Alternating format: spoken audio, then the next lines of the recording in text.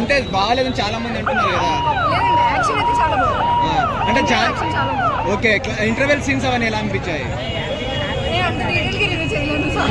మీకు హైలైట్స్ ఏమనిపించాయి ఒకటి చెప్పండి. ఫైట్ బాగుందండి, ఎన్టీఆర్ యాక్షన్ బాగుంది, జాన్వీ కపూర్ అయితే కొంచెమే ఉంది. అంటే జాన్వీ కపూర్ ఏమో గెస్ట్ రోల్ చేశారంటున్నారు. కొంచెం సేపే ఉంది, బట్ అవునంత సేపు కూడా బాగుంది. చుట్టమల్ల సాంగ్ కి మరి ఎలా ఎంజాయ్ చేశారు మీరు? బాగుందండి. ఓకే, బాహుబలి రికార్డ్ బ్రేక్ చేస్తుందా? నా ఫేవరెట్. నేను అసలు త్రీ టైమ్స్ చూసిన. ఇప్పటికీ నేను 6 o'clock చూస్తాం, మళ్ళీ 9 o'clock చూస్తాం, మళ్ళీ 10కి కూడా చూస్తాను. అంత బాగుంది. అంత దేవరా వీర అంత బాగుందంటే అసలు ఆ నడపడం ఇంత బాగా చేస్తుందంటే నేను ఇప్పుడు మళ్ళీ చూస్తా. ఎన్టీఆర్ అన్న నాకు ఇష్టం.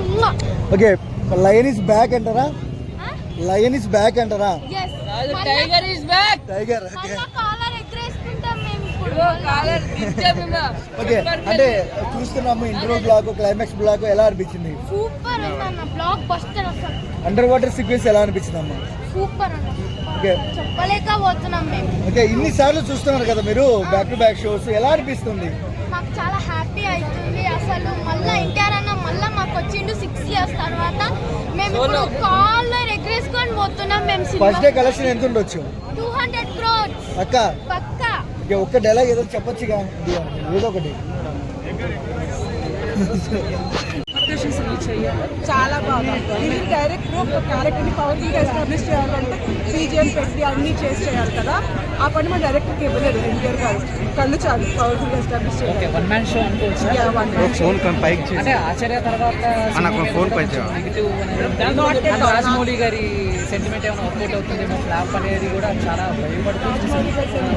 అంటే రాజమౌళి గారికి ఇచ్చిన తర్వాత హీరోకి ఫ్లాప్ అనే సెంటిమెంట్. బాహుబలి రేంజ్ కలుపుతున్నారు కలెక్షన్స్. अरे एक सेकंड रुको जी, बार बार क्या तेरी रेंदे. జాన్వీ కపూర్ అండ్ ఎన్టీఆర్ గారి ఇలా కెమిస్ట్రీ కానీ ఆ పేరు అలా ఎక్కువ రోల్ లేదనిపించింది. చాలా చిన్నది.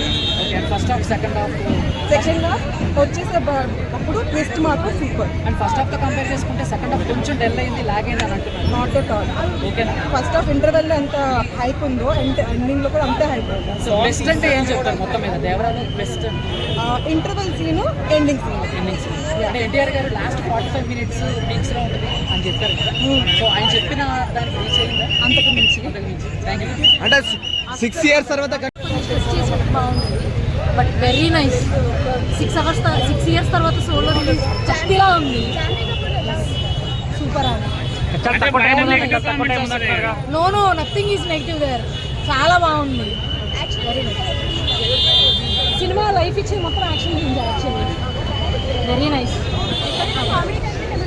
Yeah, little bit comedy. సరిపోయినట్లు అంతా.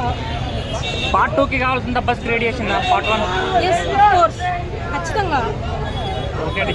కాకపోతే ఆ పాయింట్ కొంచెం స్ట్రెస్ చేయాల్సింది. అంటే డీప్గా మనం ఎక్కడ సెకండ్ పార్ట్ గురించి స్టోరీ మొత్తం డెవలప్ చేసుకునేటట్లు కొంచెం స్ట్రెస్ చేయాల్సిన పాయింట్ని.